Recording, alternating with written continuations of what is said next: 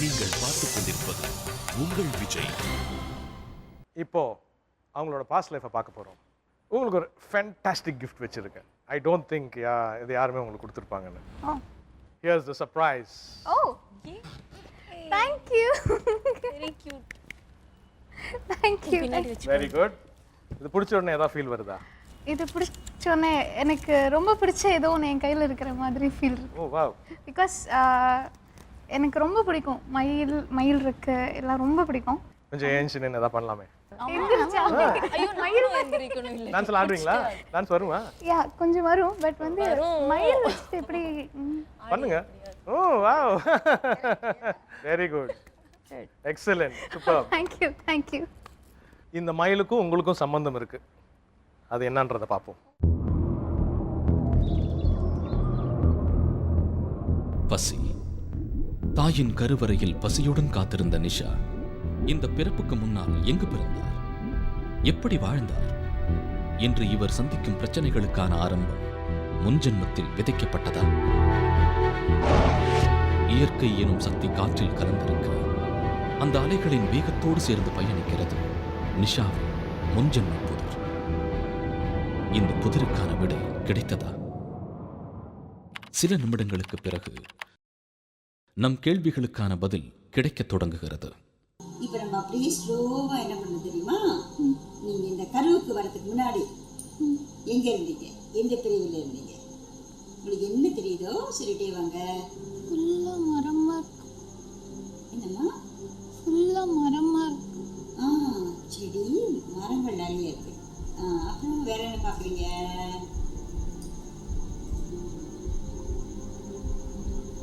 நிறைய குருவி நிறைய குருவி இருக்கு. கிச்சு கிச்சுன்னு கத்துதா? கேட்கறதுக்கு எப்படி இருக்கு? நல்லா இருக்கு. ரைட். அங்கே நீங்கள் என்ன பண்ணுறீங்க பாருங்க. கல்லில் உட்காந்து. எங்கே உட்காந்துருக்குமா? கல்லில். அப்போ நீங்கள் என்ன ட்ரெஸ் போட்டுட்ருக்கீங்க? மயில். என்னம்மா? நான் மயில்.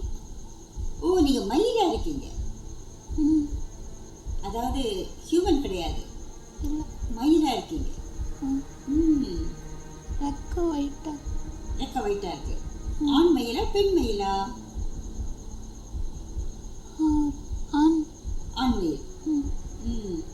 உங்களுக்கு நீ மனுஷங்களெல்லாம் பார்த்துருக்கியம்மா? இல்லை. மனுஷங்களும் தெரியாது உனக்கு. உங்கள் மயில் கூட்டம் மட்டும்தான் தெரியும். பாம்பெல்லாம் வந்தால் என்ன பண்ணுவேன்? போயிடும். என்னம்மா? போயிடும். பாம்பு வந்தால் போயிடும். சிவனை பார்த்து பயப்படும். அப்படிதானே? ஏன் நீ வருத்தமாக தெரியல? சந்தோஷமே இல்லையே. புது இடம். புது இடமா இருக்காது. அது எப்படி இருக்குமா அந்த இடம்? செடி மரம்லாம் இருக்கு. வேற என்ன இருக்கு? கோவில். பாறை. என்னம்மா? பார்க்கா. பாதை. மயில நல்லா டான்ஸ் ஆடுன்னு சொல்லுவாங்க இல்லையா? தூவி விரிச்சு நடனம் ஆடுன்னு சொல்லுவாங்க. நீ அது மாதிரிலாம் டான்ஸ் ஆடுறியா? ஆடிருக்கியா? எப்படி நான் ஆடிக்காம பார்ப்போம். தொகையில எங்க இருக்கு உனக்கு பாரு. என்னம்மா? இங்க தொகை இருக்கு. எப்படி நல்லா ஆடிக்காம பார்ப்போம். மூக்கெல்லாம் எப்படி வளைச்சாடுவ நீ?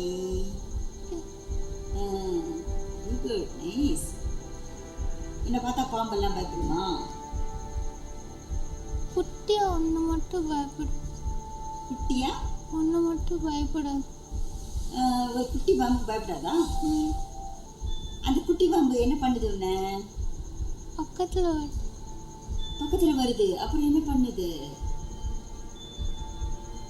என் தலைமையில ஏறுது. உன் தலைமையில ஏறுது அது? மயிலை கண்டா பாம்பு பயப்படுமே, எப்படி ஏறுது தலைமையில? தெரியல. ஏறி என்ன பண்ணுது? நிக்கு. உன்னை கடிக்குதா? நிக்குது. அப்புறம் என்ன பண்ணுது? உனக்கு பயமா இருக்கா? இப்படி பண்ற. நீ இப்படி பண்ற மயில் இல்லையா? அழகா இப்படி பண்ற. அப்ப அந்த பாம்பு என்ன மூக்கு வருது. மூக்கு கிட்ட வருது அது. அப்போ உனக்கு எப்படி இருக்கு? கோவம். கோபம் வருது. அப்புறம் இப்படி பண்ணிட்டு கீழே கீழே விழுந்துச்சா? சரி. மயில்குட்டி, உனக்கு என்ன வயசு ஆகுது? எத்தனை வயசு இருக்கும்? 2 வயசு. சரி. இந்த மயில் எத்தனை காலம் அப்படியே உயிரோடு இருந்துச்சு?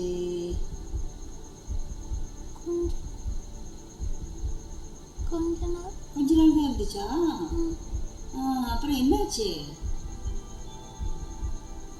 தனியா விட்டு போயிட்டு. யார் தனியா விட்டுட்டு போனது? யாருமா? எல்லாம் தனியா விட்டு போயிட்டாங்க. சரி, அப்புறம் இந்த குட்டி மயில் என்ன பண்ணுச்சு? சாப்பிடல. பசிக்கல உனக்கு? பசிச்சது.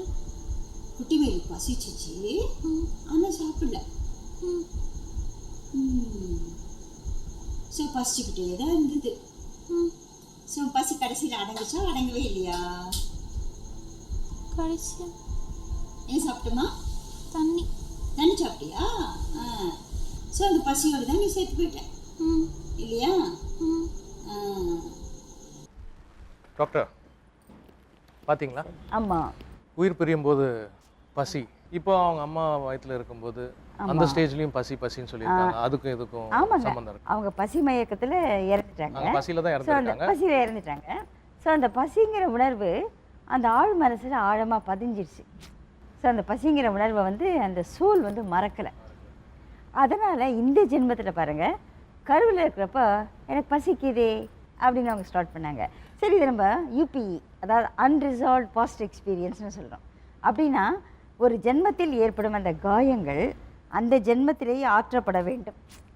அதை நம்ம சரியாக பண்ணலை அப்படின்னா அடுத்த ஜென்மத்துக்கு தொடரும். அதனால் அந்தந்த கட்டத்தோடு அந்தந்த டிசார்டர்ஸை க்யூர் பண்ணிடணும். இப்போ ஒரு பிறவியில் நிஷா மயிலாக இருந்திருக்காங்க. இன்னும் பல பிறவிகளில் அவங்க என்னவா இருந்தாங்கன்றதை பார்க்க போகிறோம்.